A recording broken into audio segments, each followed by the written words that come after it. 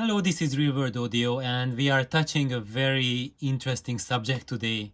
And I'm going to share my thoughts about what I think of the Holy Grail quest for loudspeakers. So, what what we could do to achieve the ultimate in loudspeaker technology. And of course, the ultimate is slightly different for all of us, but I'm just going to share my thoughts with 2 decades of heavy audio experience of hearing what all kinds of loudspeaker technologies can give to us combined with different sorts of amplification. So first of all, um, before I start, I will say that I will not. This is not going to be something comprehensive, because it would take hours and hours and hours, and I don't have hours and hours and hours today to share about that, and I have not prepared that long and extensive task.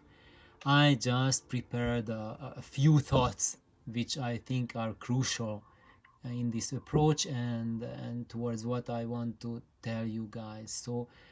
So when we look at the commercial approach, what we get from the magazines and journals and reviews is that the ultimate what a commercial system will give you is basically, and what the glorified commercial systems give are high excursion drivers which are limited band, so they operate for a limited frequency band, and then you have many different drivers working together, so you have like a 4, 5, 6, 7, 8-way loudspeakers, and each driver is doing something different.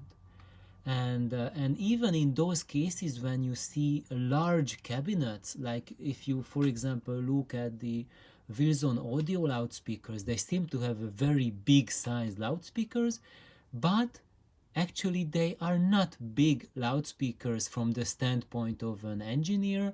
They are a collection of very small loudspeakers, and when you look at it, each driver has its own cabinet, but all of them are small to tiny cabinets. And of course, maybe the woofer section on the bigger model has a decent sized body to it, but that's it. It's basically equivalent to a loudspeaker that of the size of its biggest compartment. So basically, the idea is using lots of small cabinets for one cabinet for each of the drivers, or in other loudspeaker companies they do the same thing. You see multiple drivers, and inside the cabinet is not a single cavity on the inside, but multiple cabinets basically put together in a single outside box. And of course nowadays the DSP is hailed as the best way to cross over loudspeakers, or not just the best, but the most trendy, most fashionable, and certainly the newest technology. And I did not word it to put DSP down, because DSP has a lot of it, a lot of good things to go for it, and primarily the number one thing that DSP can do is, if you are in a budget category, or if you have limited resources to spend to develop your crossover, and you have limited time, you are not a seasoned loudspeaker designer veteran. In that case, it's much more likely that you will achieve a good experience, a sound that you like with DSP, compared to trying to fiddle out with passive crossover elements, especially when you are using a very complex loudspeaker. And under that I mean 3 ways of more or more. So if you're using 3 ways of more or more, then I would suggest you try DSP and use it. How do I do that? How do you do that? Please do not ask me, because I have heard plenty of DSPs, but I never tried to use any DSP on my system. It's something that I noticed that it can work, but my experience level with passive components is at such a level that I can build passives at a much higher sound quality compared to fiddling around with DSPs. And of course, when fiddling around DSPs, most of what is accessible for us are DSP units, which are at the price range of a few $100s. And now I'd like to quote from a German designer, a German engineer, who today is considered as one of the pioneers and godfathers of DSP, and he is certainly a number one leading expert on it. And what's his name? Joachim. He was the designer of the audio physics loudspeakers, and now he moved on to a different company, and basically he told in one of his online seminars that even though he is experimenting with the forefront of DSP, and what he's experimenting with is not commercially available yet, is much higher grade than what any of us can access commercially.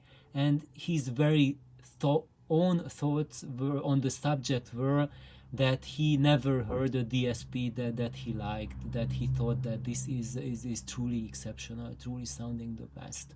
So even him, the person who has access to the next generation DSP, which is not at the price range of a few $100s, but something truly serious, even he thinks that with a passive crossover, if you are an engineer at his level, you can build a better solution than fiddling around with DSP.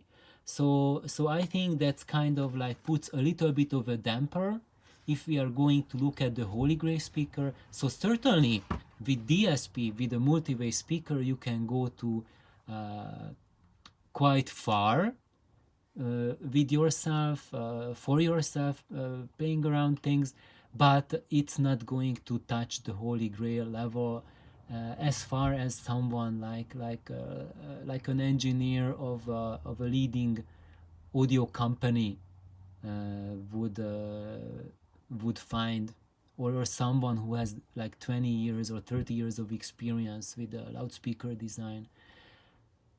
And so let's see what the commercial Holy Grail of loudspeakers can get to you in such a scenario that is today's latest technology, basically, and where I would say most of the focus of today's audio engineering is looking at.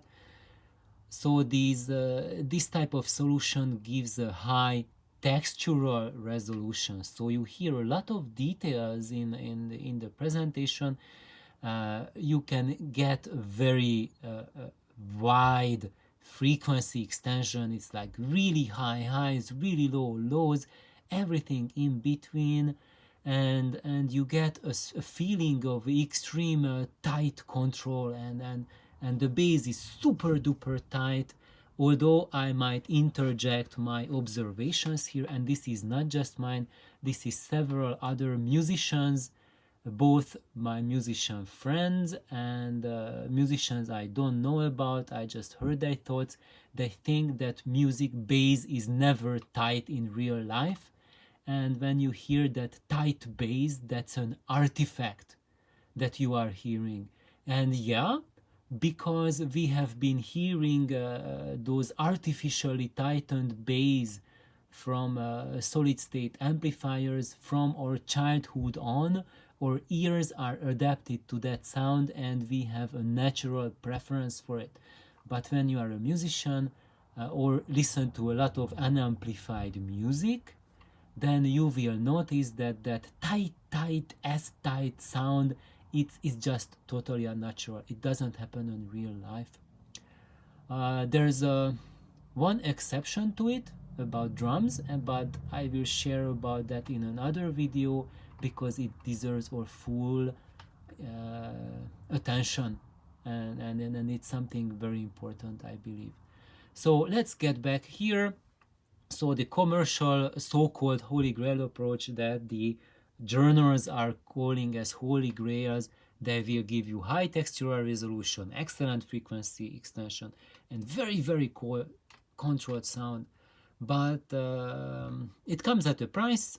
For one thing, the price is like a bill on the product that says like hundreds of thousands of dollars, and the other price to pay is that it's going to give you a very very subjective presentation, and it's going to give you access only to a select few audio recordings, and most of your recordings that are not made in the last 20 years will probably not sound very good to it. So basically these are specialized products to play specialized recordings, and if you want to play your, I don't know what, ABBA songs, you will not reach good results with them, or you will feel less than satisfied with it. So here's the downfall. I have a slide on it. Let's just reiterate these things. So basically, even though these cabinets look very big, but in effect they are not big. They are just a multitude of small cabinets. But I have not explained to you why does it make a difference to have a lot of small cabinets versus one big cabinet. And the difference is bass response, because for the deep frequencies you need a very large cabinet volume, and if you are breaking up that volume into small cabinets, then basically your bass response is limited to that largest of the small cabinets, and it's not going to give you a better job in the lowest octave than a comparable same small cabinet design. And what do I mean under that? Why is that too small? It's because of limited efficiency. So the size of your bass cabinet, that's what dictates how efficient your loudspeaker is.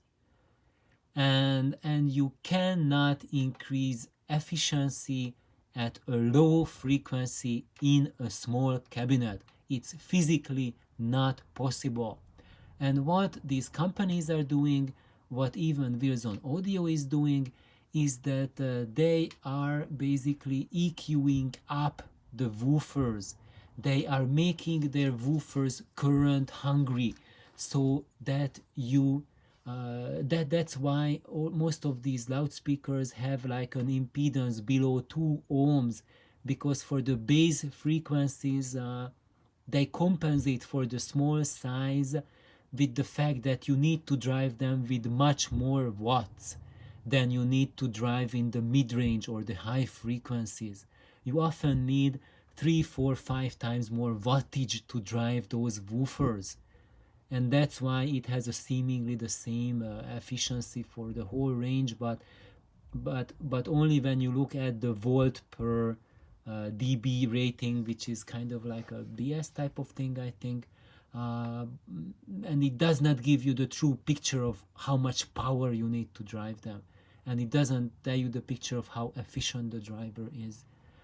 So all in all, it's going to result in a dynamic compression, because you do not have the cabinet volume for the bass frequencies to form. So the end result is it's going to sound artificial and processed, no matter how you are looking at it, how you are executing it.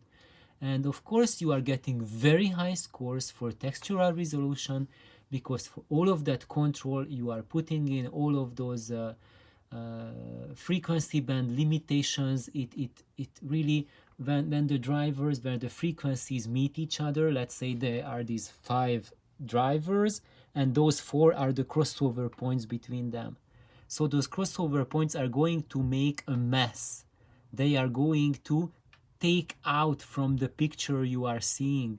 And even if they tell you we use an infinite order DSP filter to cross over or drivers, even that is going to put a notch of mess in the frequency range. And when you have these notches, it means that your brain cannot process those frequencies well. So basically, you are taking out like 10, 30, 40, 50% of the frequency information that gets to your brain. And those which go through, my fingers, produced by the meat of the driver's outputs, or individual driver's outputs, that's going to have a much more dedicated attention from your brain, because your brain will have to process clean information from a limited band of frequencies. And because of this effect, because the rest is blurred out from your brain, so it cannot process it, that's why those that come through, they will get a much stronger highlighting from your brain. So the brain will think that you are hearing much greater resolution, because those specific frequencies are overrepresented in contrast to the others. And you don't have to believe me, just sit down and listen to these loudspeaker solutions which have 4, 5, 6 drivers or more, and put on a piano recording, just a single piano. For example, Byron Janis playing Pictures at an exhibition, the piano version, and listen to it, and listen to how the tonality of the key changes as he plays lower registers, and he's going mid registers, and he's playing the high keys, and it will sound as if he's playing on different pianos. Just look for this effect, and this will help you to identify the weakness of these Holy Grail loudspeakers. And the other weakness of these loudspeakers is dynamic resolution, which is very, very limited because of the low efficiency. And of course, when you listen to it, you will be amazed when you play them loud, just how much detail and energy you are getting. But you are getting so much energy because the dynamic band is compressed up. So even the soft tones, the soft voices are played loud and with lot of energy. But dynamic resolution is the exact opposite of that, when you can hear high energy and you can also hear the softest parts at the lowest bits. And let's say for that, if you want to hear a very high dynamic resolution, you need to go off the beaten path of what the commercial glory is, and that would be something like the Altec voice of the theater speakers. So here this is like a really nicely finished and rebuilt version of them. They can look pretty nice, and they are just absolutely enormous. They are huge. But what they can really do is superb dynamic range. You get way higher than 100 dB dynamic range. The efficiency is like 105 dB per watt meter or so, and you get it at a 16 ohm impedance. So it's not some bullshit 4 ohms nominal that truly dips to below 2 ohms. So actually it should be called as a 2 ohm nominal loudspeaker, talking about the Holy Grail speakers. And then often you see something advertised as an 8 ohm loudspeaker which dips to 2 ohm at 40 hertz or something like that. BS. That's a 2 ohm loudspeaker. Never ever think that that's an 8 ohm loudspeaker. That's an outright lie, and almost like a criminal statement. But people can get away with it because you pay money for advertising, and the companies need their marketing input to stay afloat, and they just have to roll with the punches and just suck things up. But you as the consumer, you don't have to roll with those underhanded punches. You can just identify them. Okay, it's not an 8 ohms loudspeaker, it's just 2 ohms. It won't work within that scenario that they are suggesting. It will work, and you can look for those that will work for you. So going back to the to off the beaten path, to the ultra efficient loudspeakers, that will be in my next video, because we are hitting 20 minutes. So please like, subscribe, and I hope you like this train of thoughts on what is considered by the um, newspapers, I would say newspapers like Stereophile and the likes today, as the absolute sound, as the holy grail. It is this approach, and off the beaten path, when you look for those people who have been into audio for 20 years, tried out everything, what is their final solution? I would not say this is the final solution for everyone, but this is a final solution that I have many of my friends who have reached it, and this is something that we are going to look at in the next part. Bye bye.